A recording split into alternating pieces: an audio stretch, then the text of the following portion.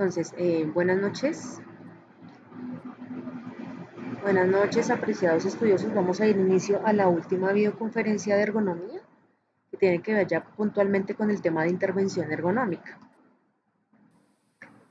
¿Cuál es como el temario que vamos a revisar el día de hoy? Tiene que ver con intervenciones ergonómicas en programas de prevención y rehabilitación, el tema de pausas activas y gimnasia laboral, un concepto que es el de ergonomía de ojo, en el ojo, que tiene que ver con ergonomía visual, el de diseño de puesto de trabajo que ya lo vimos en nuestra sesión pasada, pero aquí vamos a reforzar el tema de la intervención, intervenciones administrativas y de ingeniería, en las metodologías ARO y ATS, vamos a abordar algo sobre el tema del teletrabajo y cómo se debe abordar, y finalmente el tema de ergonomía participativa y macroergonomía.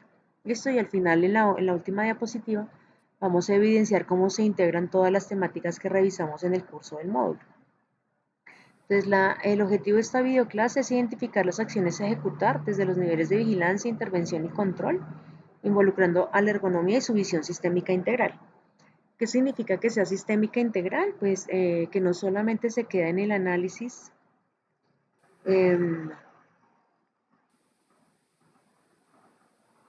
veremos, voy a mirar el sonido. ¿Me escuchan mejor? ¿Me escuchan? Listo. ¿Ven la presentación? Bueno. Entonces, Natalia, por favor, sal y vuelve e ingresas, que puede ser por eso, que no ves la presentación. Entonces, el objetivo, bueno, como les comentaba, estamos hablando de esto, ya lo habíamos abordado de manera inicial en la videoconferencia anterior, pero hoy lo que queremos es mirar e implementar que realmente es sistémica e integral. ¿A qué hace referencia a eso? Que aborda los tres dominios de la ergonomía, aborda los tres niveles de análisis, adicionalmente está conformado por un análisis básico que es la tríada en ergonomía. Entonces, es decir, que hay muchos niveles de análisis que implican la integración de todos los elementos que hacen parte de ese sistema de trabajo. Por eso se habla de una visión sistémica e integral. Dentro de las estrategias de intervención están los programas de prevención y rehabilitación integral, que entre esas actividades encontramos todas las acciones que estén encaminadas al tema del autocuidado y el mutuo cuidado. Las organizaciones deben tener una política muy clara sobre organizaciones saludables, en donde incentivemos hábitos de vida saludables. Nosotros debemos estar encargados en el diseño e implementación del programa de hábitos de vida saludables, que va en tema anclado a todo el tema de prevención en las organizaciones y promoción, ¿no? Prevención de la enfermedad, promoción de la salud. ¿Qué otro elemento importante dentro de las estrategias ya implementadas? Encontramos las pausas activas, que son programas ya estructurados, que deben tener un soporte documental y que deben estar ancladas al gesto laboral del trabajador. ¿Eso qué significa? A la forma en que la persona ejecuta la tarea. Es decir, no es lo mismo una pausa activa para un todero, para la persona que hace todo en una organización, que sube, baja, traslada peso, a una persona del área administrativa, ¿cierto? Las pausas activas tienen implicaciones completamente diferentes. También dentro del tema de actividades de autocuidado están las pausas mentales o pausas cognitivas. Ese tipo de pausas están encaminadas a disminuir la fatiga mental, mientras que las pausas activas lo que hacen es romper esos procesos de sobrecarga física, la carga mental, las pausas cognitivas o mentales lo que hacen es disminuir esa sobrecarga mental que pueden desarrollar las tareas. ¿Quiénes son fuertes en el desarrollo de pausas mentales? Los terapeutas ocupacionales. Ellos generan muy buenos programas que también deben tener una estructura documental. Recuerden que todos nuestros programas deben estar soportados desde lo documental. ¿Qué otro elemento es importante incentivar? El desarrollo de actividad física, ejercicio y deporte en los entornos de trabajo. ¿Cuál es la diferencia entre esos tres conceptos? Es que la actividad física corresponde a esa actividad que está por encima de mi estado de quietud. Es decir, que caminar unas 3 o 4 cuadras ya sería actividad física, subir o bajar escaleras ya sería actividad física, ¿cierto? Entonces, el concepto de actividad física en las organizaciones es incentivar esas estrategias en donde lo que hacen es que la gente se mueva, esté dinámica, no estática, porque realmente muchas de las enfermedades están asociadas al sobreuso, es decir, el exceso o el déficit de movimiento. Entonces, es importante tenerlo en cuenta. En relación al ejercicio físico, cuando hablamos de implementar ejercicio físico, hablamos de los programas de gimnasia laboral. Los programas de gimnasia laboral se fundamentan en eso, precisamente en el concepto de ejercicio físico que debe tener unas características propias. ¿Cuáles son? Actividades que se desarrollen 3 veces a la semana con una duración mínima entre 30 y 40 o 45 minutos. Deben generarse de manera continua, es decir, no pueden ser tiempos fragmentados, o sea, 10 en la mañana, 10 en la tarde, 10 en la noche. Realmente tienen que ser de 30 a 40 o 45 minutos continuos. Esos programas de gimnasia laboral deben tener, obviamente, deben enfatizar en el entrenamiento cardiovascular, es decir, poner a trabajar nuestro sistema circulatorio y el corazón, eh, entrenar la fuerza, dependiendo de lo que se requiera, y obviamente entrenar la flexibilidad, ¿cierto? Todo el tema de estiramientos es un elemento importante en los programas de gimnasia laboral, que también se le conocen como programas de acondicionamiento físico para el trabajo. Y finalmente el deporte, cuando yo hablo de implementar estrategias de deporte, son ya actividades competitivas, que para que el trabajador pudiese ser parte de esas actividades competitivas debería tener un estado de acondicionamiento previo.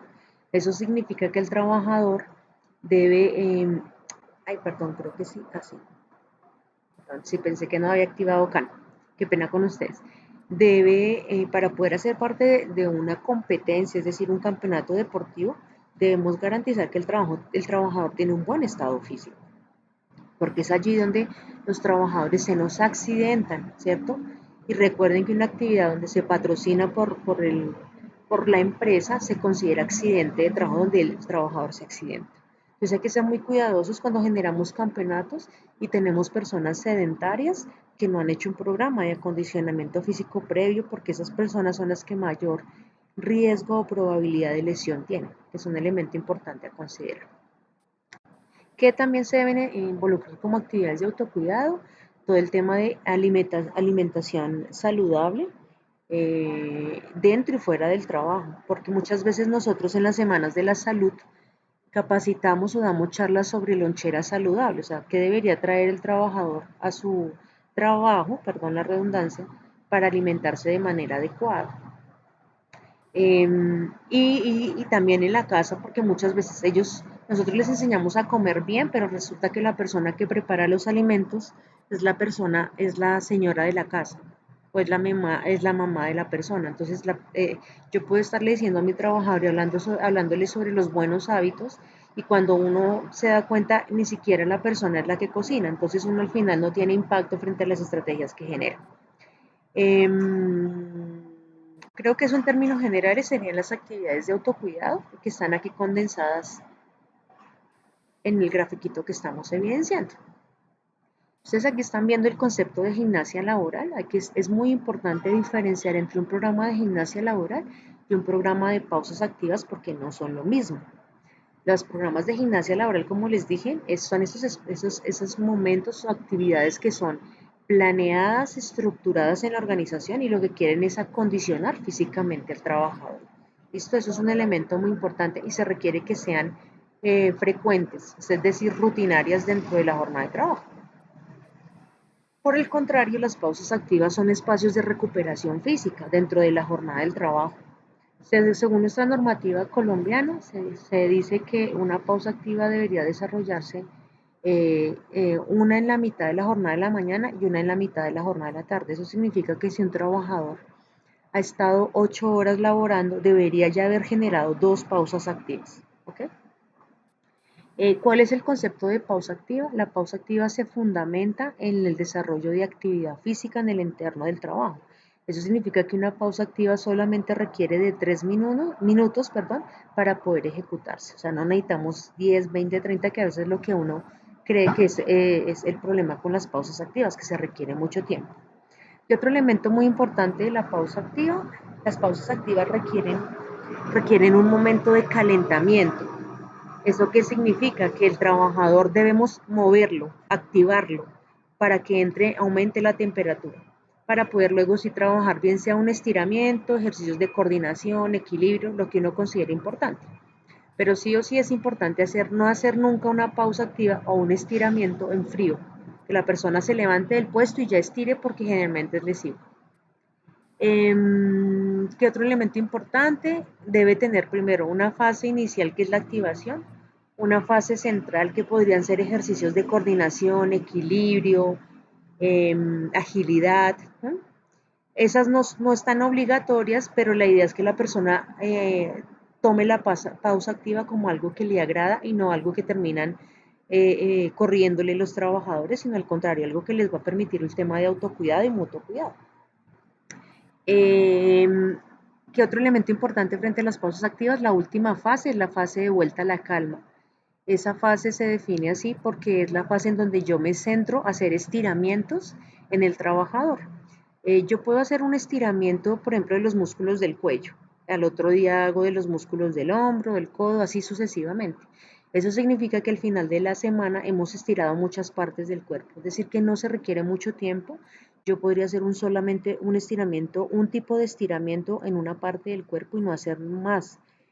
Pero sí es importante recalcar aquí que un estiramiento debe durar mínimo 20 segundos y se deben hacer 2 repeticiones para que realmente tenga efectividad. Eso tiene mucha evidencia científica y si usted necesita soportar el programa de pausas activas, pues hay mucho frente a los fisioterapeutas, los educadores físicos, los deportólogos conocen del tema y les pueden ayudar a fundamentar el programa de ejercicio físico, de pausas activas fundamentado desde esas características propias de lo que es el ejercicio físico, pero recuerden que la pausa activa es un momento de la jornada.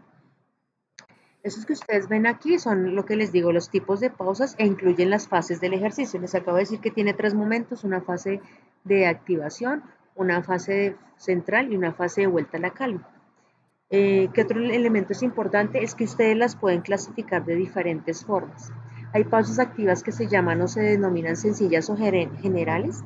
Esas pausas activas se centran principalmente en el estiramiento de las partes del cuerpo.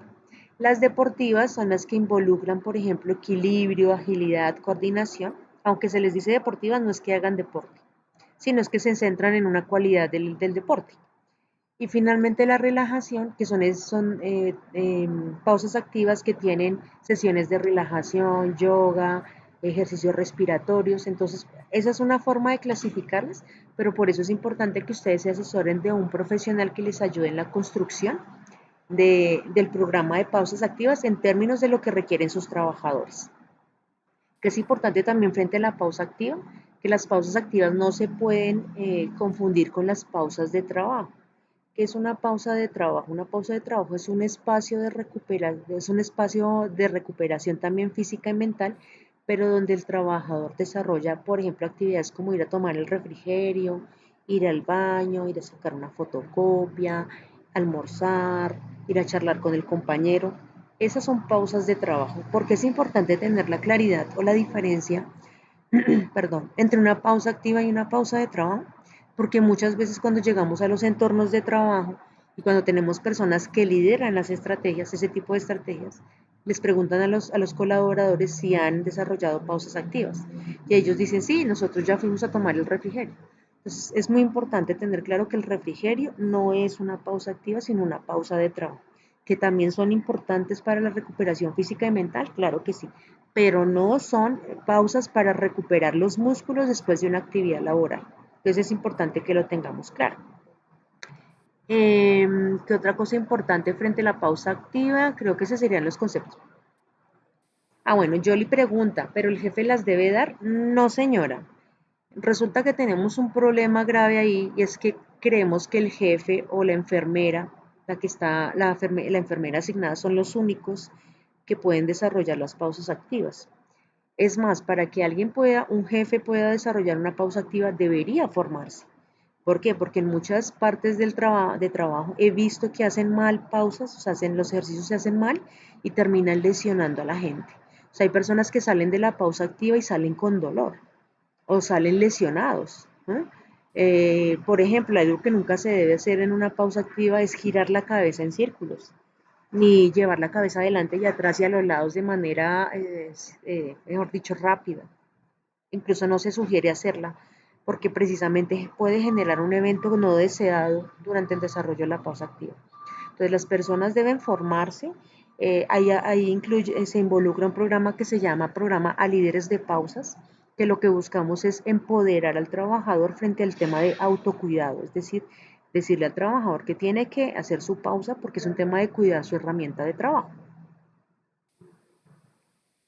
No, señor. Bueno, yo le pregunto, pero las pausas de trabajo es obligación que el jefe las dé. No, que las dé, claro, o sea, las pausas activas a nivel normativo, si ustedes miran las GATIS, en las GATIS es, como estrategia de prevención está soportado la importancia de construir un programa de prevención y promoción en términos o asociado a al programa de pausas activas. Claro, sí señora, es obligatorio en las organizaciones y es más, cuando a nosotros nos auditan un sistema de vigilancia y allí supuestamente tenemos como estrategias de prevención primaria, están las pausas activas. Si nosotros no tenemos un programa documentado y además de eso no estamos generando los espacios, no le decimos a la ARL que nos envíe un profesional para que haga pausas, no nos envía un profesional para que forme a las personas para que puedan aprender a hacer la pausa, el tema, falta un tema de seguimiento.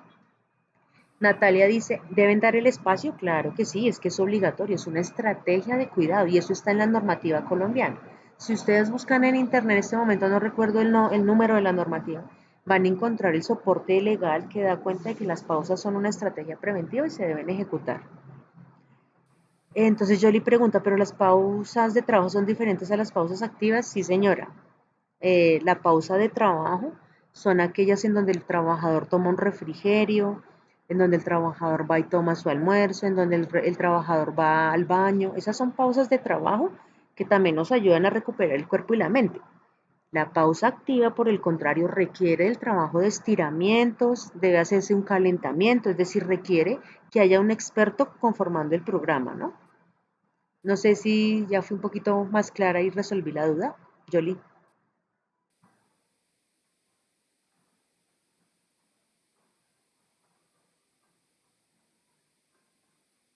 Sí, se supone que los trabajadores también a nivel legal tienen derecho a tomarse un refrigerio. Si tienen turnos de 8 horas de 6 a 2, ellos tienen tiempo, deben tener 15 minutos de refrigerio. Buenas noches, Maurice. Sí, claro. Igualmente que el almuerzo, cuando yo tengo un trabajador de 8 a 5, tengo que darle una hora de almuerzo, no le puedo quitar tiempo de almuerzo. Y debe tener un refrigerio en la mañana y un refrigerio en la tarde. Y ese espacio no es solamente para comer, sino para ir al baño y para hacer, obviamente, descansar. Sí, señora, en una jornada de 8 horas, pues es que depende, porque cuando tenemos un turno que es de 6-2, 2-10 o 10-6, siempre tienen 15 minutos, pero cuando ya hablamos de un turno de 8 a 5, allí se incluye ya la hora de almuerzo y obviamente dos espacios, porque la jornada en términos de lo que ocupa un día es mucho más largo, ¿no? Entonces la persona, recuerde, necesita ir al baño y hacer otras actividades que son importantes considerarlas porque si no vamos a tener el riesgo no solo biomecánico, sino mental disparado.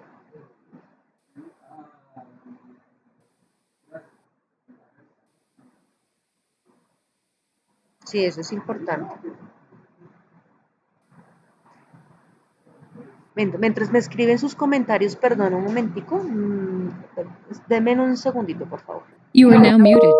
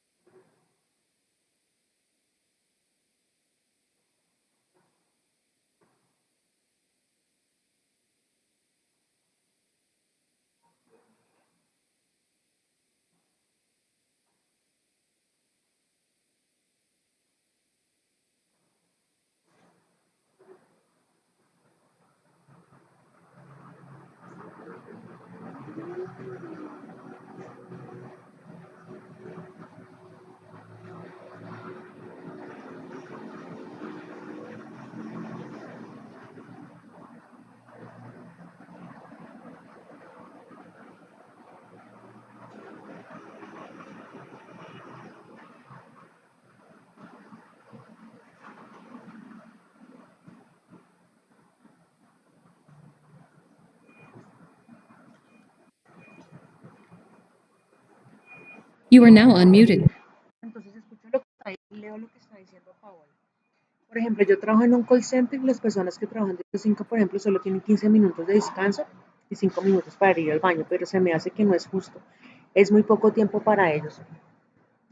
Pues Paola, en ese sentido, yo te sugiero que por favor consultes la norma, que te apoyes de un abogado laboral, porque el tema, el call center, por ejemplo, hay una alta exposición biomecánica a riesgo osteomuscular. Y el hecho es que trabajan de 8 a 5 y solamente en sus jornadas tienen realmente 20 minutos, pero tienen más la hora de almuerzo, ¿sí? O me estás diciendo no toman almuerzo. Bueno, es que ahí, como son 20 minutos y la hora de almuerzo, bueno, ¿y hacen pausas activas? ¿Tienen espacios de pausas activas? ¿O hacen o hay una persona que lidere el ejercicio y les haga pausa activa?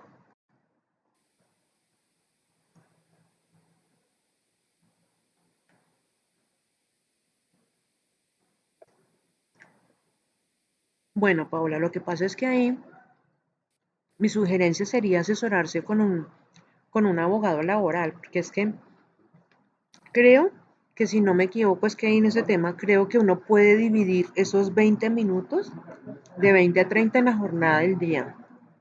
No necesariamente deben ser continuos, se pueden separar, pero hay espacios, empresas en donde lo que hacen es darlos de manera continua. ¿Qué sería más conveniente? Pues partirlo en la jornada, es decir, si ellos trabajan de 8 a 5, que tengan 10 minutos en la mañana y 10 minutos en la tarde más la hora del almuerzo.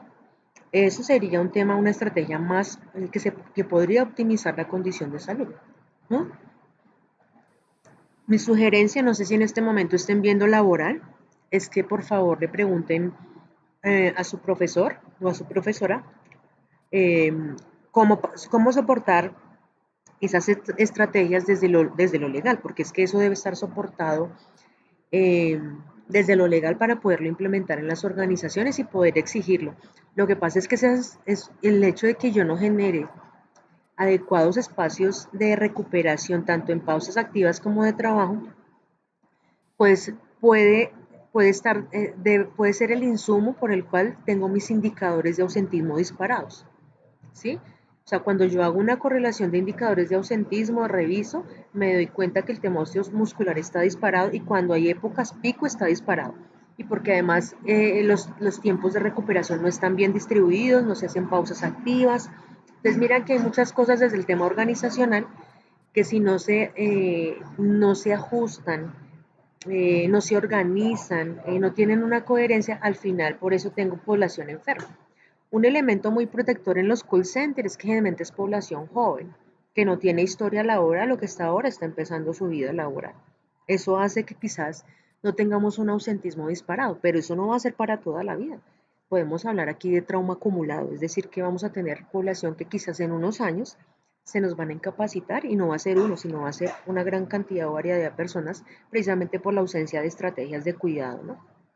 Yo para eso, para responderte un poco más, Paula, yo creo que es importante consultarlo con nuestro profesor del área laboral, del abogado, a ver qué otro soporte desde lo legal sería importante analizar. Sin querer decir que pues vamos a hacer la huelga, sino pues mirar cómo se media también por un tema de autocuidado. Y si tú estás en el equipo de HCQ, pues sería lo ideal, ¿no? Mediar con la empresa, con el gerente. No sé si quedó claro, pude resolver la duda.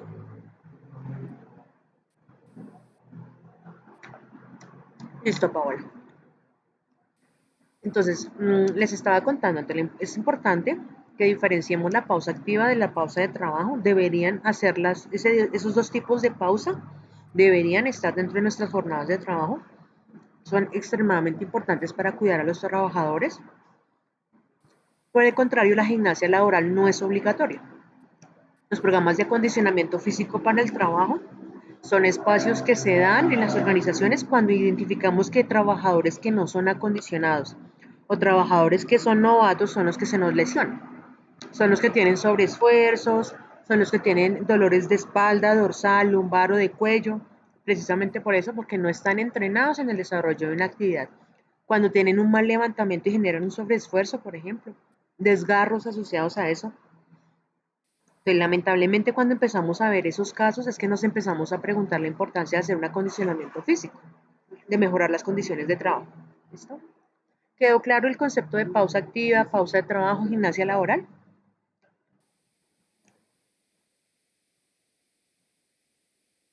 Muy bien. Yoli me dice que sí. Indira, Marta, Maurice, Natalia, Paola, Viviana. Paola que sí.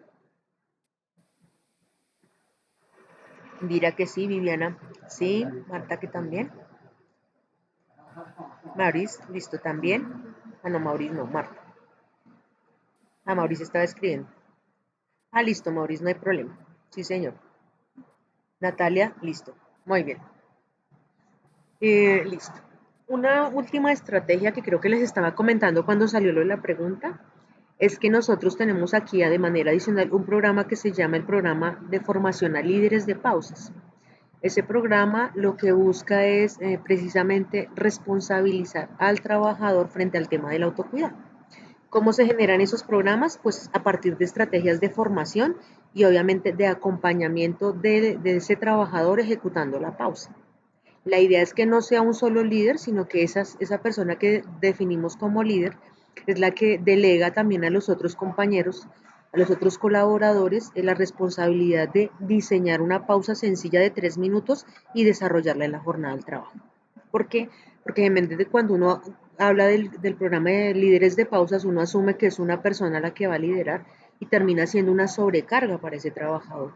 Porque pensarse una pausa para todos los días de la semana, o sea, de lunes a sábado, la persona se desgasta y al final termina desertando de la actividad.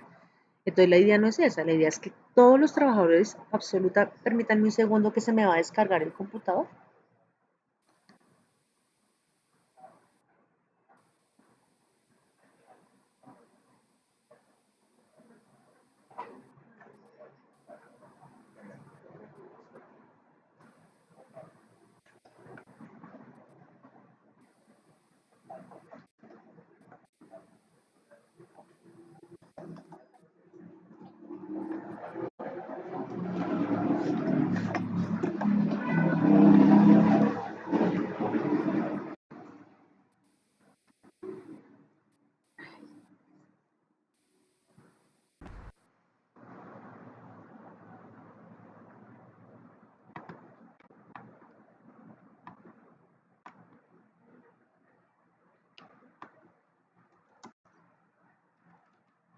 ¿Me escuchan?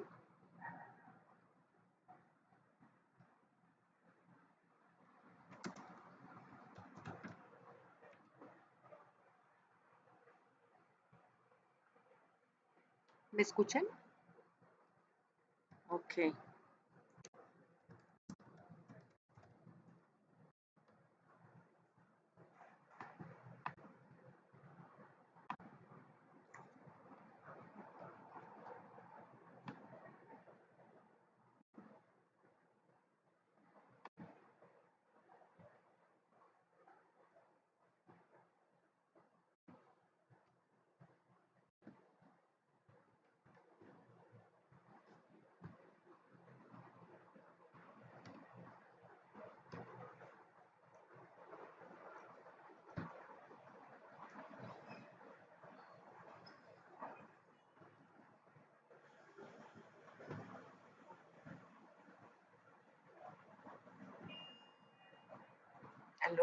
¿Aló?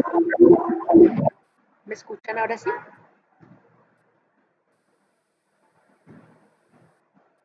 Sí, listo. Muy bien. Listo. Muy bien. Yo les venía comentando lo del programa de líderes de pausas, entonces la intención es que al final todos sean responsables. Aquí hago un importante paréntesis y es que recuerden que el ejemplo nace desde el gerente. Eso significa que si el gerente no hace la pausa activa, créame que de ahí para abajo nadie la va a hacer. Es decir, que el que primero tiene que dar ejemplo es desde gerencia, porque dando ejemplos que realmente se logran implementar estas estrategias en las organizaciones. Bueno. Entonces, siguiendo con nuestras estrategias de prevención y promoción en las organizaciones, Hay otro programa que se desarrolla que es el programa de higiene postural. El programa de higiene postural primero se debe documentar para luego generar todo el tema de formación y transformación de comportamientos. Entonces, la estrategia consiste precisamente en identificar cuáles son las posturas inadecuadas que tienen nuestros trabajadores durante esa ejecución de la tarea, qué cosas no hacen, incluso a nivel intra y extralaboral, porque el tema es que yo puedo tener un trabajador que se me lesiona fuera del trabajo, es decir, en el trabajo le enseñamos a manipular bien carga y cuando está en la casa hace manipulaciones inadecuadas, entonces puede llegar por una incapacidad asociada a un tema de accidente común y no necesariamente laboral, pero eso afecta a nuestros indicadores de ausentismo. Eso significa que es importante cuando hablamos del programa de higiene postural incluir las actividades extralaborales, hay que enseñarles a ellos higiene del sueño, por ejemplo. Eso es extremadamente importante, cómo deben dormir, cómo hacer el cambio del colchón, esos son elementos importantes, cómo cargar pesos cuando vamos al supermercado, dónde tener dispuestos los elementos en la cocina. Ahora, esto mismo aplicado en el trabajo, cómo sentarse en bien su escritorio, cómo hacer levantamiento de cargas si usted es el que manipula cargas en su trabajo, cómo posicionarse de manera adecuada frente al computador, cómo posicionarse de manera adecuada frente a la máquina, la banda transportadora o la máquina que usted esté en la cual esté trabajando. Entonces, hablamos de higiene postural dentro y fuera de la organización. Entonces, el concepto de higiene postural, para ya hacerle como una definición puntual, hace referencia al programa que lo que busca es incentivar las posturas adecuadas en el desarrollo de las actividades cotidianas, intralaborales y extralaborales. Pero adicionalmente a eso es importante tener en cuenta que este programa se debe unir desde lo documental, pero también desde la formación. Para el desarrollo de este programa ustedes pueden revisar en internet una metodología que se llama seguridad basada en el comportamiento. Esta metodología describe el paso a paso para la transformación de comportamientos en las organizaciones. Es decir, cómo transformar el comportamiento de una persona que se sienta mal. Pues hay que hacer una serie de actividades o de incentivar comportamientos adecuados.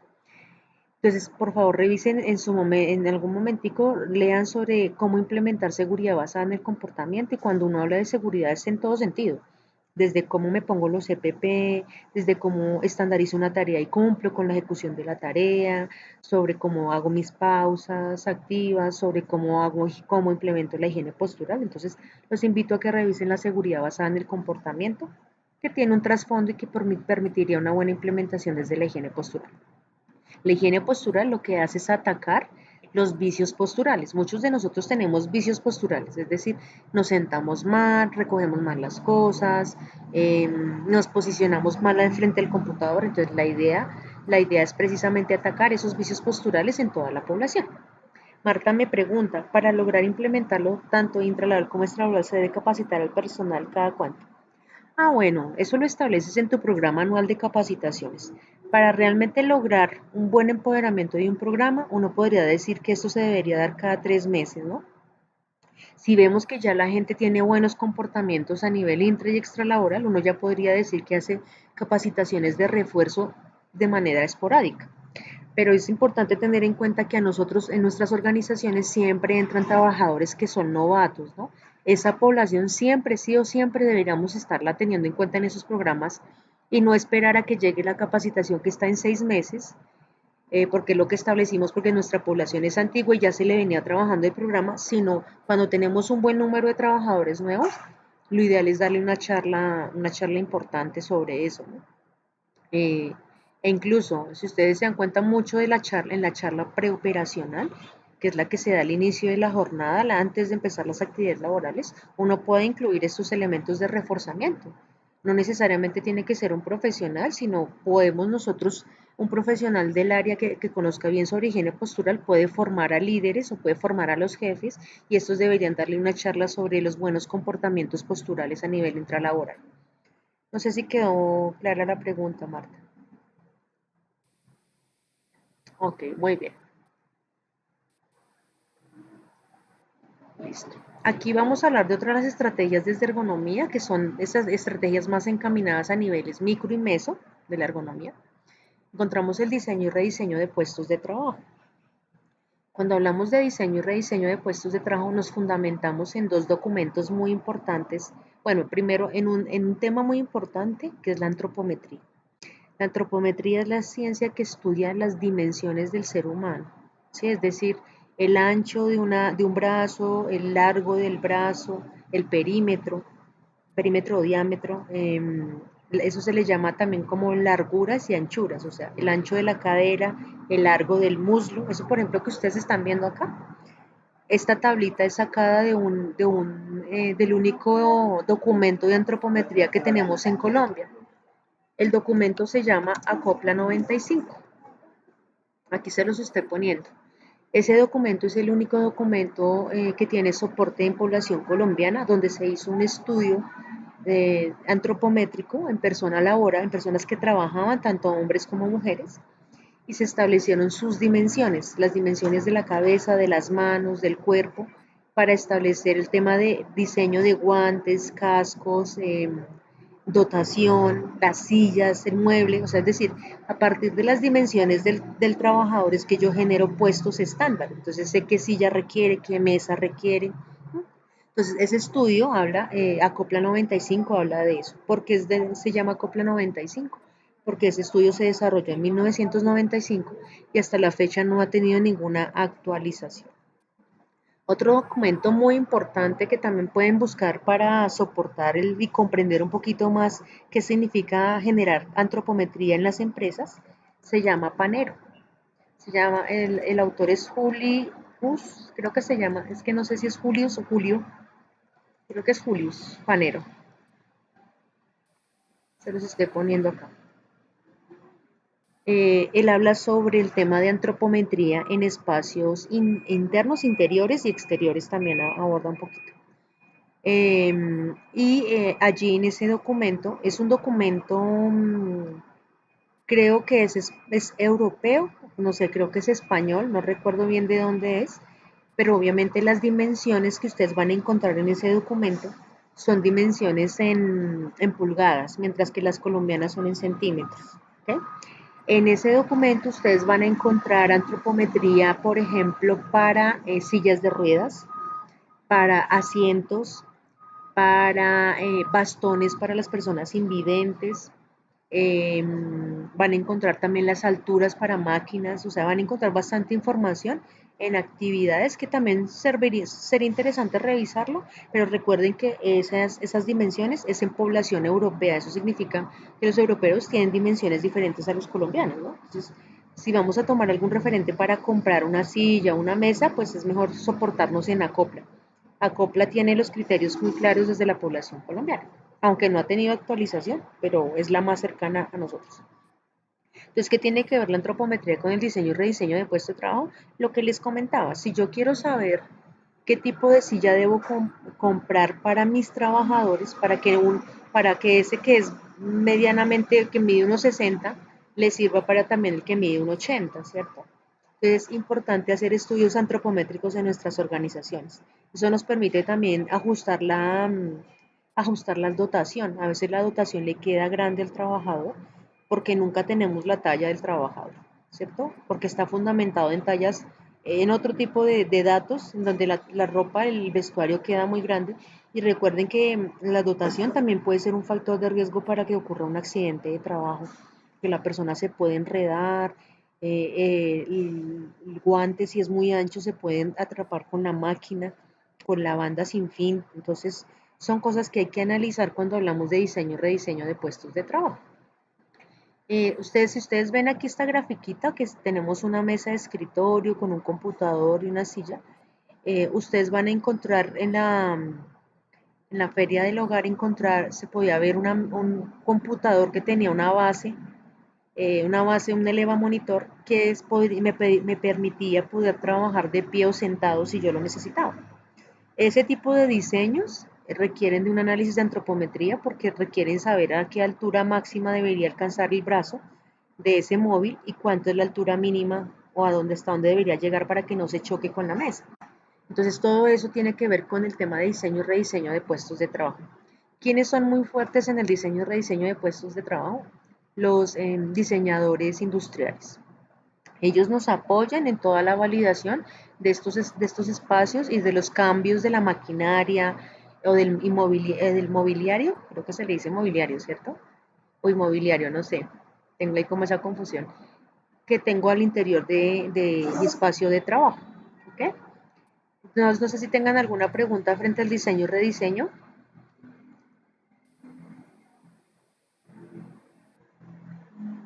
¿No? ¿Ninguna pregunta?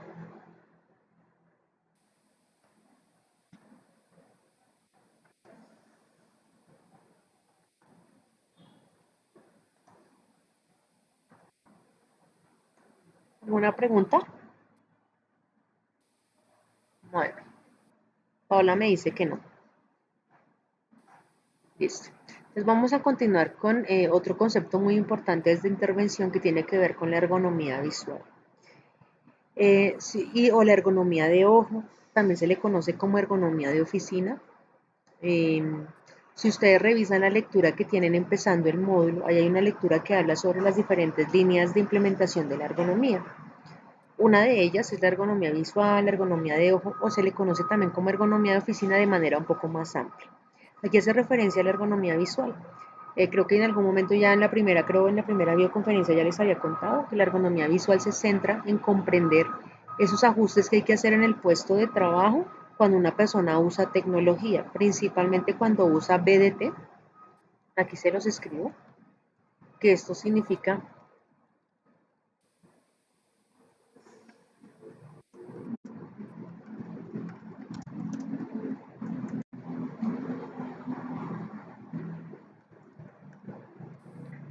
que eso significa videoterminal o pantalla de computador. Es decir, cuando una persona tiene un computador, independientemente que sea portátil o de mesa, uno habla de la importancia de hacer los ajustes de ese puesto de trabajo en relación a esas características del trabajador, es decir, para que no le genere fatiga visual, para que pueda estar en una postura adecuada mientras trabaja con su pantalla. Habla obviamente de esto ya lo vimos en la videoconferencia anterior, esto se correlaciona con la altura de la silla, la mesa, la distancia de la pantalla, o sea, hay la luz, la posición de la luz, las ventanas. Esos son elementos que pueden ser factores de riesgo también para generar, por ejemplo, el ojo seco o resequedad visual asociado a la exposición con tecnología o pantallas de cómputo. Entonces, cuando yo hablo de ergonomía de oficina, de ergonomía visual, tengo que comprender cómo funciona para hacer estrategias de intervención, saber si se requiere un eleva monitor, si se requiere qué tipo de teclado, la altura de la mesa. O sea, tengo que hacer todo el ajuste en las condiciones, si requiere un brazo móvil, un brazo o un eleva monitor fijo, de todas esas características de ese análisis integral es que yo hago intervención desde la ergonomía visual. Listo. Otro elemento muy importante desde la intervención tiene que ver con el teletrabajo. El teletrabajo principalmente se define como el uso de la tecnología en el desarrollo de una actividad laboral que no se ejecuta de manera en las mismas instalaciones de contratación, sino que se genera de manera distante al espacio de contratación. Por eso se llama teletrabajo. Pero si quiero que tengan en cuenta que el teletrabajo, para que se pueda hablar de teletrabajo, se debe usar tecnología. ¿Ok? Eso es muy importante. Ustedes van a encontrar en términos del teletrabajo mucha información del Ministerio de las TICs. Allí van a encontrar el libro blanco del teletrabajo, bastante información normativa sobre cómo implementar el teletrabajo. Porque esto es importante en la intervención, porque cuando nosotros hablamos de seguridad y salud en el trabajo, es importante establecer cómo hacer reporte de accidentes en una persona que no trabaja dentro y directamente en la organización, sino que puede estar trabajando en su casa o en otro espacio distante, que no necesariamente es pago por la empresa, sino es un espacio que la persona tiene para ejecutar su actividad de trabajo. Entonces, ¿cómo debemos hacer un reporte de accidente? ¿Cómo garantizar que la persona haga pausas activas a pesar de que no está en la organización? La importancia de de tener una lista de chequeo en los puestos de trabajo que tienen estas personas en sus hogares o en sus sitios distantes de trabajo. Entonces, todo eso está anclado a la información que está aquí. ¿Por qué eso es importante? Porque hace parte de seguridad y salud en el trabajo. Es un elemento que nosotros debemos fundamentar cómo hacerle seguimiento a las personas que realizan teletrabajo. ¿Ok? Pues es una estrategia importante de intervención que ustedes la pueden nutrir y se deben anclar con la ARL desde lo que encuentran en las TICs y desde lo que la ARL les debe apoyar para implementar la estrategia en las organizaciones. Recuerden que el teletrabajo no se implementa de la noche a la mañana. El teletrabajo se debe implementar con pruebas piloto, se deben hacer visitas previas a los hogares y va a ser el puesto de trabajo va a ser el hogar para saber cuáles son las condiciones de trabajo.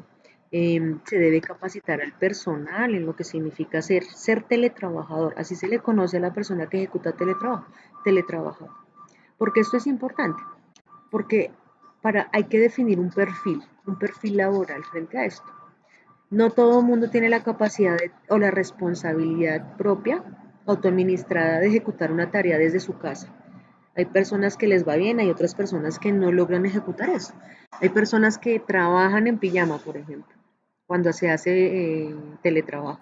Es decir, que, por ejemplo, que una persona no se quiera duchar, no genere un espacio diferente, o sea, que no delimite en su hogar, que es un espacio para ejecutar su tarea laboral y dónde está su vivienda, es un tema delicado porque ahí podemos tener afectación en el componente psicosocial del trabajador, ¿listo? Hay que garantizar que si el trabajador está generando un trabajo en su hogar, pues que no sea interrumpido dentro de su jornada, bien sea por su familia, sus niños.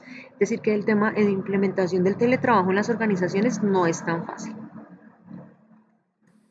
Natalia, necesariamente no. Para que se pueda decir que es teletrabajo se debe hacer uso de tecnología. Y el uso de esa tecnología se hace de manera distante al sitio de contratación. Es decir, nunca estoy dentro de la empresa, sino generalmente estoy distante ejecutando la tarea. Eso se consideraría teletrabajo. Porque hay otro tipo de actividad que se llama trabajo al destajo. ¿Qué significa trabajo al destajo? O maquila, también se le conoce. Es que la persona lleva la materia prima no transformada a su casa, la transforma, es decir, la empaca, la dobla, la procesa y la deja lista, lista y empacada para que sea llevada de nuevo a la empresa. Eso también sería trabajar en casa, porque generalmente son personas que sacan el material de la empresa les da la materia prima, ellos se lo llevan a su casa, la procesan según instrucciones de la empresa y la devuelven luego a la organización y se les paga por eso, por lo ejecutado. Entonces, eso se consideraría también trabajo en casa, pero no es teletrabajo, eso es trabajo al destajo. ¿Se quedó clara la diferencia entre teletrabajo y trabajo al destajo, por ejemplo? ¿O maquila?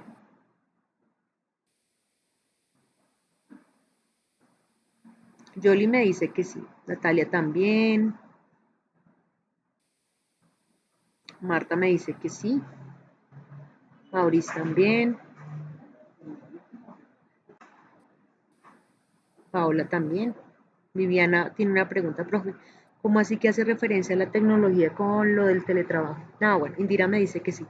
Es que el teletrabajo, el concepto, la palabra teletrabajo nace desde el uso de tecnología, uso de tecnología para el desarrollo de una actividad laboral de manera distante a la zona de contratación. Ese es el concepto de teletrabajo.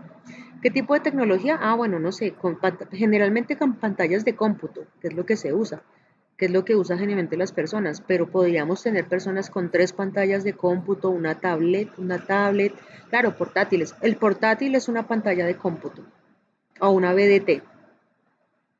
Ah, bueno, listo. O una BDT, también los portátiles, los computadores de mesa, las tablets, cualquier tipo de tecnología con la cual yo ejecuto mi trabajo, se consideraría que eso es un teletrabajador o es teletrabajo. Ok. Sí, Viviana. Viviana está haciendo un comentario.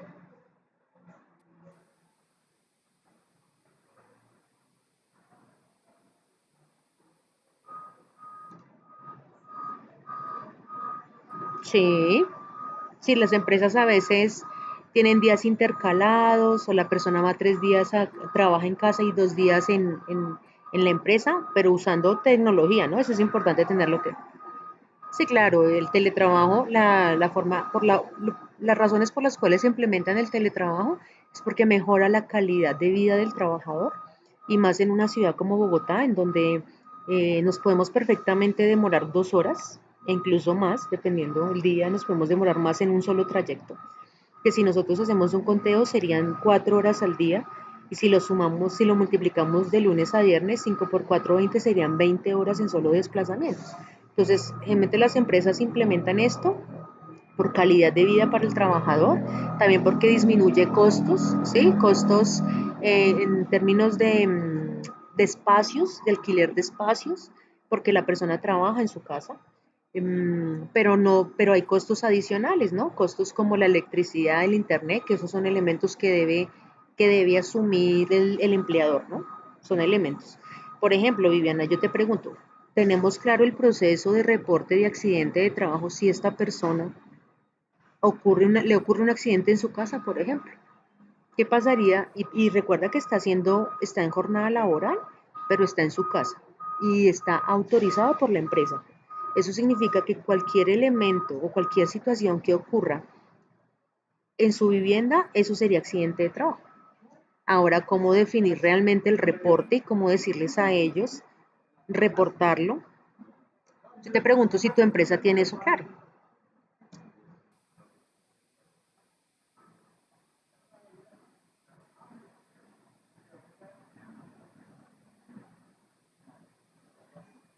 Listo, Viviana dice, profe, no tan claro la verdad. Si ves, hoy te llevas información muy valiosa para tu empresa, porque mira que eso debería estar estandarizado. Eso no podría verse como algo como informal. Eso debería estar muy claro. La ARL lo debería tener claro. O sea, la ARL debería saber que ustedes están enviando a esas personas una vez a la semana a sus casas o que se están quedando en sus casas ejecutando esas tareas. Porque si ocurre un accidente y la persona lo reporta y resulta que sucede en su casa, se va a pensar que es un accidente de tipo común y resulta que está dentro de la jornada de trabajo avalada por la empresa. Eso significa que sería un accidente de trabajo y no común, ¿sí ven? Entonces, es muy claro lo que tú dices, Viviana, y importante que lo hayas comentado porque creo que nos sirvió un poquito también de referencia aquí. Hay un elemento adicional que les cuento frente al teletrabajo y es que, por ejemplo, el trabajador debería tener su extintor al lado de su puesto de trabajo. Ahora yo les pregunto, ¿cuántos de nosotros de por sí ya tienen extintor cargado en su casa? ¿Cuántos de nosotros tenemos un extintor cargado en nuestra casa? Listo, Natalia dice que sí. Maurice dice que no. O sea que imagínense, con acto de incendio, ¿ahí qué hacemos? Viviana dice que tampoco.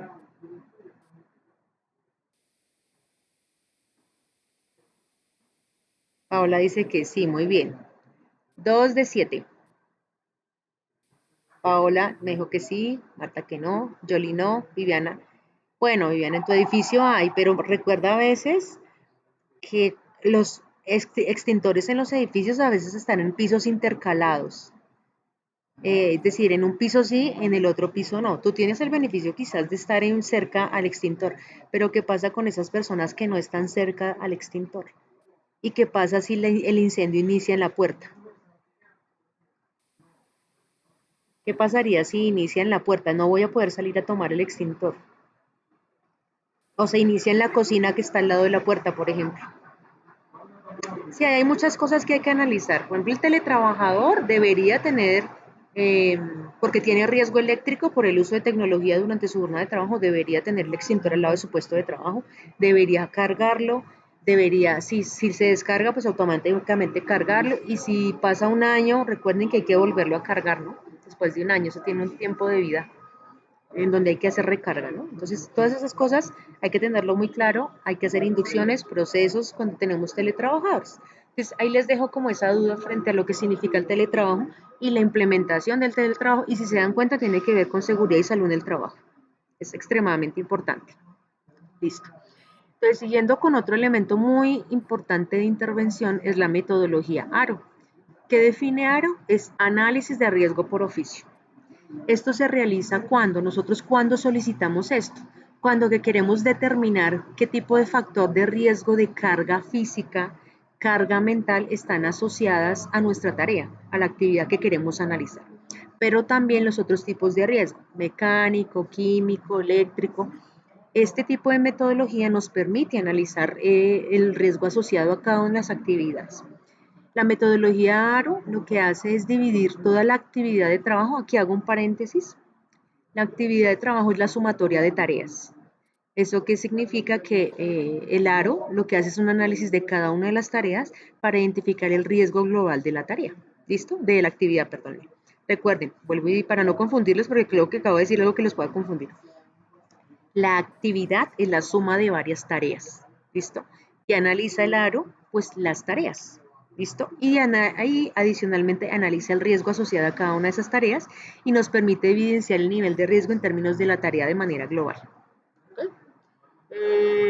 A ver si aquí adelante, bueno, este grafiquito es muy importante porque cuando yo aplico la metodología ARO, involucro estos elementos que ustedes ven aquí, personas, acciones, materiales, equipos, herramientas y condiciones ambientales. Es decir, que el análisis es integral. Por eso les digo que no solamente mide riesgo de carga física o carga mental, sino que también lo asocia a los otros factores de riesgo que pueden haber en el entorno o la actividad de trabajo. ¿Okay? Miremos a ver si aquí lo tengo descrito. Así aquí hay un esquema. Sí, señor. La metodología ARO te puede permitir construir una matriz de riesgo porque te permite identificarlo y ya por cada una de las tareas. Sí, Viviana está diciendo, sí, son complementarios, sí, completamente. Se nutren el uno al otro. Sí. Aquí ustedes van a ver un esquemita de lo que sería una metodología ARO. Ustedes la encuentran en sus ARLs. Las personas que hacen parte de los equipos de seguridad y salud en el trabajo, de HSQ, van a poder acceder a esqueletos que ya tienen las ARLs.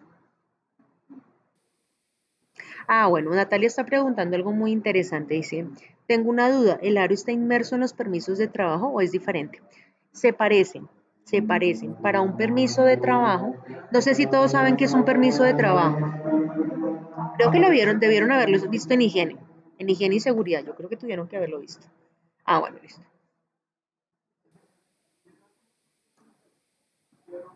Sí, también. Igualmente Maurice dice, sí, señor, igual. Bueno, o sea que esto ya no, esto es cercano, esto no es nuevo para ustedes, ya lo habían visto. Bueno, súper. Entonces, los permisos de trabajo, el documento que se anexa para generar el permiso de trabajo a nivel final, ya como para autorizar la ejecución de la tarea y principalmente lo que significa trabajo en alturas, se establece una metodología muy similar, pero asociada a la actividad que se ejecuta. ¿Cuál es la diferencia entre una y la otra? ¿Qué significaría hacer un ARO y lo que significaría un permiso de trabajo desde esta metodología que es identificación de riesgos? Es que para en el permiso de trabajo yo hago la identificación en el momento en que se ejecuta la tarea, o sea, en el momento, antes de que la persona ejecute la tarea, yo lo que hago es identificar los riesgos posibles, el coordinador, ¿cierto? La persona formada es la que identifica eso en el momento de la ejecución de la tarea. Por el contrario, la ARO lo que me permite es ya en una tarea rutinaria, una actividad que se ejecuta en la empresa y que me permite hacer intervención asociada a eso. Si ven el alcance es diferente. Natalia pregunta, es que lo pregunto porque en varias empresas en las que he trabajado, en algunas se llama permiso de trabajo, en otros análisis de ARO o ATS. Bueno, lo que pasa es que no son lo mismo. Los análisis ARO, la metodología ARO, se utiliza, por ejemplo, en análisis de puesto para calificación de enfermedad laboral. Y no es lo mismo utilizar esa metodología para generar un permiso de trabajo, porque lo que estoy haciendo es identificar el riesgo en su momento. Lo que pasa es que yo creo que la confusión se da es porque tienen los mismos componentes, ¿sí? Analizan lo mismo, pero no se implementan de la misma manera. Entonces, por eso es la confusión, pero igualmente la estructura es muy parecida. Lo que pasa es que unos se utilizan en una tarea que es rutinaria, ¿cierto? Mientras que para el permiso de trabajo es una tarea que puede ser que se considera de riesgo y que lo que yo quiero es saber si la persona tiene todas las condiciones para que no ocurra un evento catastrófico, ¿cierto? Un accidente. No sé si es claro la diferencia, ¿no? O no sé si tengan alguna otra opinión, de pronto es válida. Aquí yo sé que tengo profesionales de todas las áreas, quizás tienen una opinión diferente, pero para mí no son lo mismo realmente. Bueno, Indira me dice que no entiende. ¿Qué no entiendes, Indira? Cuéntame.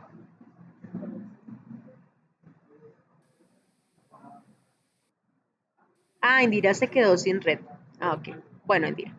Estábamos hablando de tres estrategias muy importantes. Estábamos hablando de los permisos de trabajo que utilizan esta estructura, la metodología ARO para identificación de riesgos asociados a una actividad que no es rutinaria, sino que se está haciendo por un momento, quizás para autorizar la ejecución de una tarea de alto riesgo. Por el contrario, la metodología ARO es una metodología para identificar riesgos ya en una tarea que es rutinaria, es decir, algo que se ejecuta de manera permanente en la organización y me permite identificar cuáles son las medidas o las estrategias de control inmediatas, o sea, corto, mediano y largo plazo. Es decir, que esto me nutre las matrices de riesgo. Ahora, por el contrario, los análisis de trabajo seguro, que es un poco que se parece a los permisos de trabajo, ¿cierto? Se fundamentan más en un análisis como este. Entonces, les leo un poquito la definición. Ah, bueno, Natalia está, es que creo que entonces en algunas empresas en las que está lo mezclan o lo confunden, por eso la inquietud. Claro, Natalia, o sea, lo que pasa es que las estructuras son muy parecidas. O sea, si tú miras los esquemas, la forma en que se recolecta la información es lo mismo, pero no deberían ya creer que son lo mismo al llamarlos igual, porque es que una cosa es la metodología ARO y otra la estrategia para generar un permiso de trabajo. Sí, Viviana, claro, o sea, es que una cosa es autorizar, Viviana dice, profe, pero es que es como usted lo dice, la diferencia son las tareas rutinarias y no rutinarias, claro. Por eso el ARO realmente está evaluando son actividades, perdón, tareas que hacen parte de una actividad que es rutinaria. Por el contrario, los permisos de trabajo y los ATS son en actividades que no son rutinarias y que se considerarían actividades de riesgo, que necesitamos medir el riesgo inminente en la ejecución de esa tarea en ese momento. No sé si ya quedó un poquito más claro la diferencia.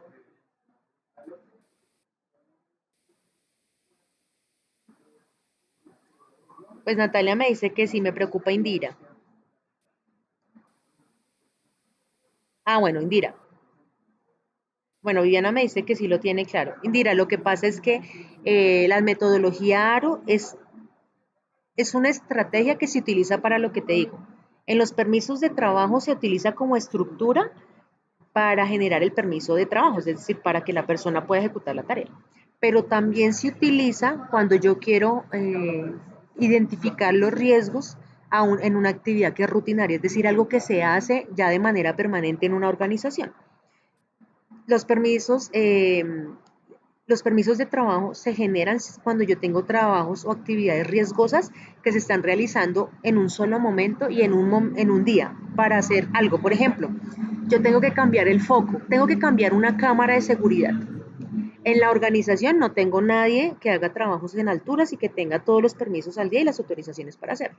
Contrato a alguien que venga o mi proveedor que me lo hace, me lo ejecuta, pero yo tengo que hacer todo el permiso de trabajo y en el permiso de trabajo dice, está fundamentado en los ATS y la estructura ARO, que me permite identificar el riesgo inminente en ese momento y las estrategias de seguridad que yo genero para que esa persona no tenga un evento. Entonces, Indira me dice que ya está claro, Natalia, alturas confinados, sí señora, trabajo en alturas, espacios confinados, actividades que yo no ejecuto y que viene una persona y me ejecuta la tarea, debería tener un permiso de trabajo. Marta, los permisos son más esporádicos, sí señora. Viviana, son 6 TAR. TAR, ¿me ayudas a clarificar, Viviana? ¿Qué significa son 6 TAR? Ah, sí, son 6 tareas de alto riesgo. Ah, sí señora. ¿Nos las aclaras, por favor? Trabajo en alturas, espacios confinados. Sí, señora, ¿no las puedes recordar? Yo no las manejo muy bien, entonces si tú... Sí, entonces Viviana nos está clarificando cuáles son las 6 tareas de alto riesgo que se consideran de alto riesgo. Sí, izaje de cargas, energías peligrosas.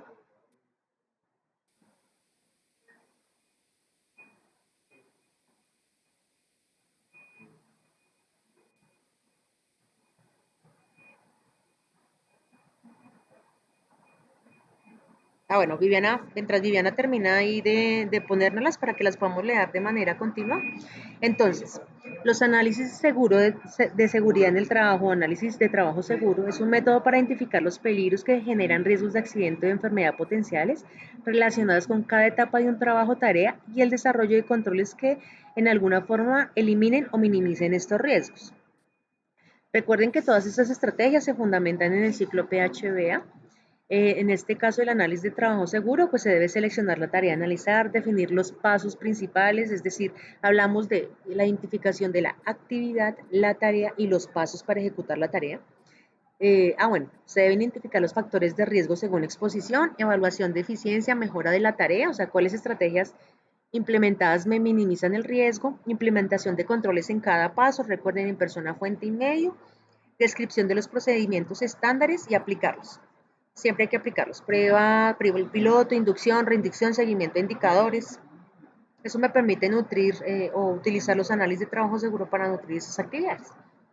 Entonces Viviana dice, entonces, ¿cuáles son las tareas de alto riesgo? Entonces, izaje de cargas, energías peligrosas, trabajo en caliente. Indira dice que excavación, trabajo en espacios confinados, ¿cierto? Sí, sí señora. Natalia dice incluido en espacios confinados, claro que sí. Listo. ¿Cuál? Ay, no me quedaron las 6 claras. Izaje, energías, trabajo en caliente, excavación. Excavación estaría incluido espacios confinados. Excavaciones sí ya. Ah, y las 3 que Natalia dijo. Entonces, Viviana los está resumiendo. Trabajo en caliente, espacios confinados, alturas, trabajo en alturas, energías peligrosas.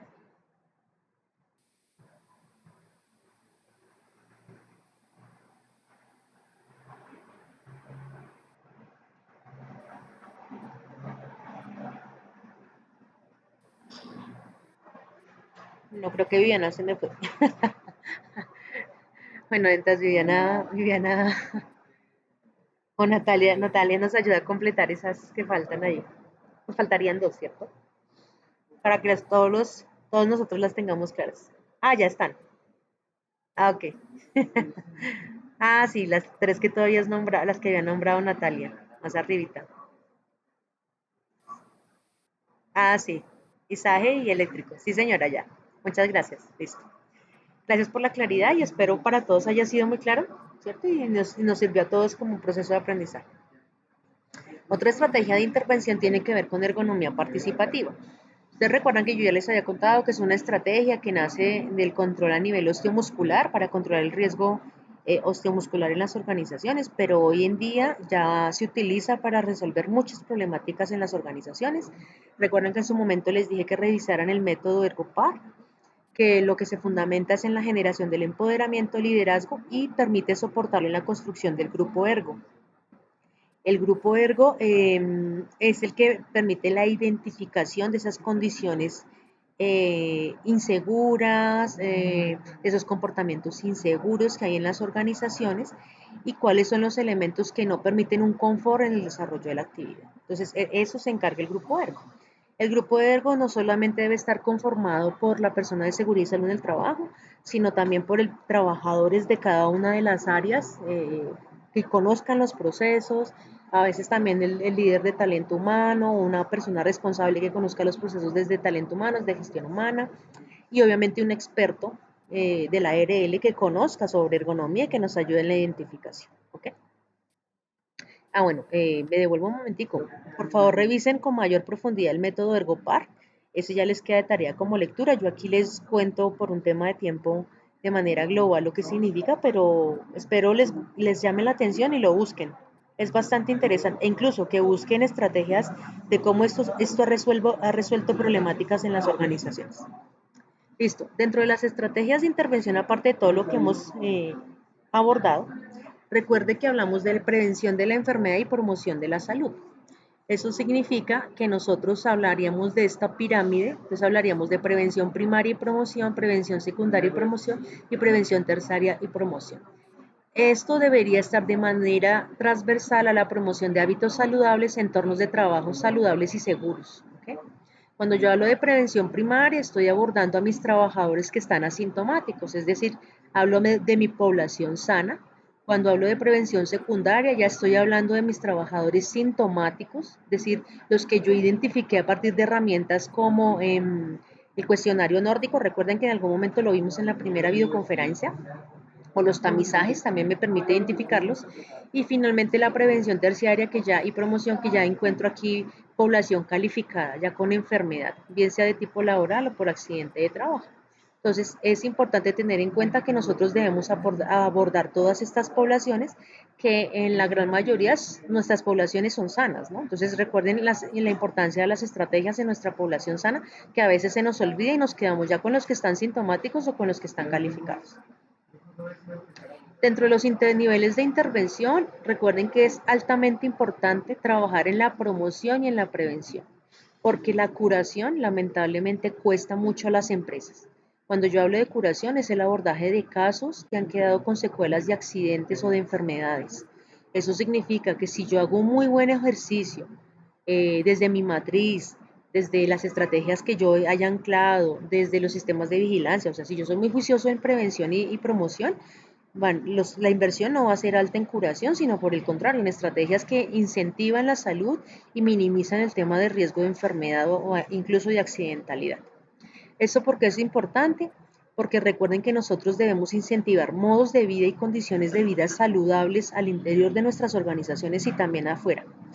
Los estilos de vida son individuales y cuando son elecciones individuales yo no puedo trabajar con el estilo o la elección de vida de alguien. Es decir, si alguien es hipertenso, yo le puedo dar conferencias, charlas sobre la importancia de no consumir sal, de beber agua, de hacer ejercicio, pero si la persona no lo implementa como estilo de vida, pues de nada me va a servir la estrategia. Es decir, que esto es individual, pero por el contrario, las condiciones de vida y los modos de vida son colectivos y son los que deberían perdurar, ¿no? No solamente en estilos de vida, sino todo el tema del colectivo.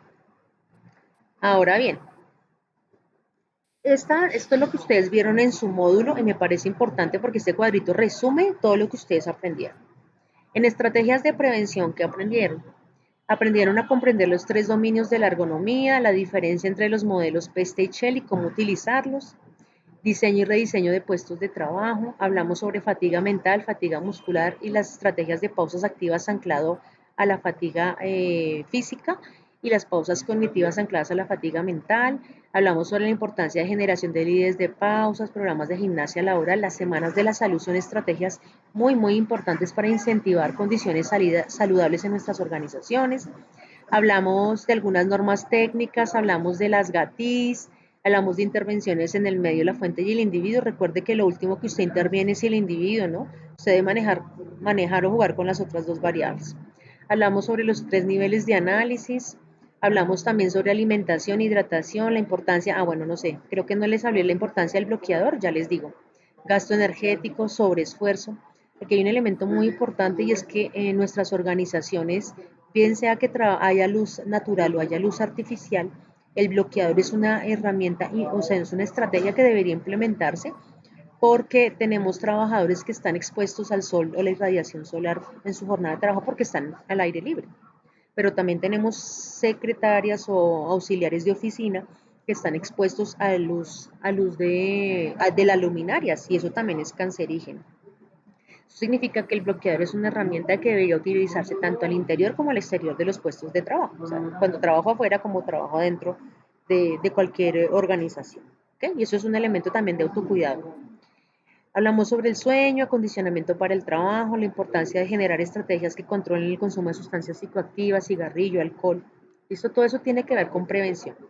Evaluación. Ustedes les expliqué que era una lista de chequeo o de verificación. Hicimos un ejercicio en la videoconferencia pasada. Les expliqué que era un análisis de puesto de trabajo. Aquí incluye evaluación también ARO y ATS, también van aquí. Les conté que es un análisis de puesto de trabajo, un análisis de trabajo anclado a PESTE, que fue lo que hicimos. Hablamos de ergonomía participativa, metodologías de evaluación, de nuevo, los dos modelos de implementación. Hablamos de los sistemas de vigilancia epidemiológico, que recuerden que ya no se les dice programas, sino sistemas, por la forma en que se nutren, porque se fundamentan en el ciclo PHBA, tienen indicadores, o sea, son mucho más nutridos. Y les conté sobre los programas de inteligencia epidemiológica, uno de esos ejercicios implementados en México, Les hablé hoy sobre el diseño y rediseño de puestos de trabajo. Eso tendría que ver con evaluación. Diagnóstico. El diagnóstico sale obviamente desde el panorama de riesgos, matriz, que en su momento se le decía panorama, hoy matriz de riesgos y peligros, análisis del gesto laboral y de la actividad laboral, que en su momento se los conté desde lo que era la fisiología del trabajo. Hablamos sobre estas estrategias, espina de pescado, DOFA, árbol de problemas, diagnóstico participativo. Y a nivel de intervención, pues les conté hoy los programas de pausas activas, el programa de gimnasia laboral, la importancia de las pausas de trabajo y la diferencia entre una pausa activa y una pausa de trabajo. Hablamos de estas dos tipos de metodologías para medición del riesgo, o bueno, más bien para la identificación. Hablaremos sobre el teletrabajo, la importancia de los hábitos de vida saludables que están anclados a la fisiología del trabajo, que lo hablamos en la segunda videoconferencia, sobre la importancia de trabajar con trabajadores, de involucrar, perdón, a los trabajadores asintomáticos, sintomáticos, los que están en proceso de calificación y los calificados en nuestras estrategias de prevención primaria, secundaria y terciaria y todo el tema de promoción de la salud. Esto de reubicación, recorporación y reconversión de mano de obra también es de intervención, pero eso lo estamos viendo en rehabilitación laboral, en rehabilitación integral, perdón, de medicina laboral, que ahí vamos a comprender los conceptos, que ya lo vimos en la primera videoconferencia. Y tenemos la importancia de involucrar a nuestros novatos, trabajadores entrenados, a los que vienen de vacaciones o que están en incapacidad posincapacidad. Entonces, cómo los intervenimos y cómo optimizamos su condición de salud. Hablamos acá del diseño y rediseño de puestos de trabajo y sobre la importancia de rotación de en puestos o actividades para evitar la sobrecarga laboral, que eso se los hablé creo que entre la segunda o tercera videoconferencia. Finalmente, si ustedes ven este cuadrito que está acá, el abordaje es sobre la importancia, quiero que lean ese documento, se llama Modelo de Madurez Ergonómica. Creo que está, si no me equivoco, está colgado en Canvas. Este modelo habla sobre cómo lograr y cuáles son los diferentes niveles para lograr una organización con madurez ergonómica. A veces nosotros creemos que estamos haciendo todo esto y resulta que la empresa no está haciendo estrategias que realmente tengan impacto. Entonces al final uno dice, ¿qué tanta madurez ergonómica hay? Este es un modelo que habla sobre la fase 1, 2, 3 y permite darle como el paso a paso para comprender la implementación de la ergonomía en las organizaciones. Listo, finalmente como integración temática, este es el modelo, todo esto ustedes lo aprendieron sobre los niveles de ergonomía, los dominios, las estrategias de intervención. Aquí hablamos sobre ergonomía, microergonomía, mesoergonomía, miren, microergonomía, donde Chelsea implementa, ustedes recuerdan esa estrategia, la mesoergonomía, que habla sobre las herramientas, y la macroergonomía, que ya es lo más grandecito, y todo puesto en un contexto donde se ejecuta la tarea. Hablamos de demanda abierta y cerrada, que es importante porque esto no se los he clarificado, pero aquí es un elemento muy importante y está en el nivel micro y en el nivel meso de la organización.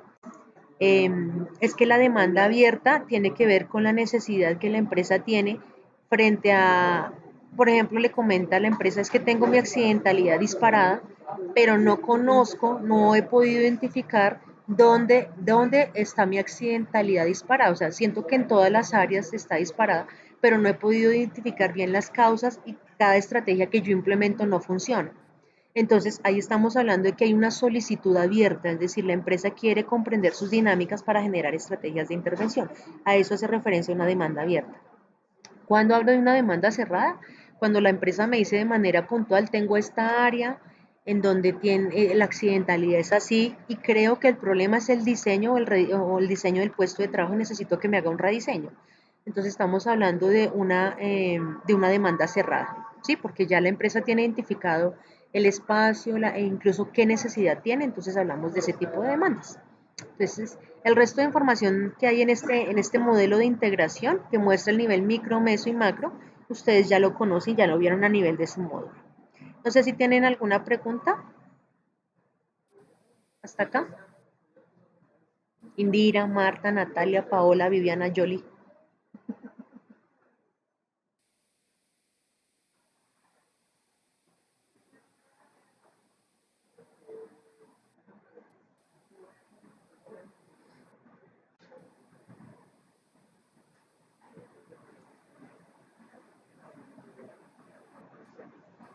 Bueno, mientras ustedes establecen. Bueno, Marta me pregunta que si la evaluación se basa en los cuatro módulos. No, realmente, sí señora, o sea, la evaluación es el compilado de lo visto en las cuatro videoconferencias, pero recuerden que el módulo es uno solo, el módulo se llama ergonomía y son cuatro videoconferencias en donde lo que hacemos es avanzar en lo aprendido. Entonces, sí señora, sí Marta, en las cuatro clases, sí señora. No sé, ¿alguna otra pregunta? Para que entonces revisemos lo de rehabilitación. Marta dice que está bien, ok. Natalia va a preguntarme algo. Sí, señora.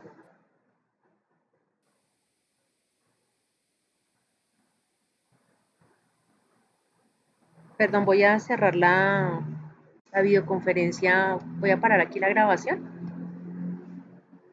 y ya les resuelvo si tienen alguna dudita puntual.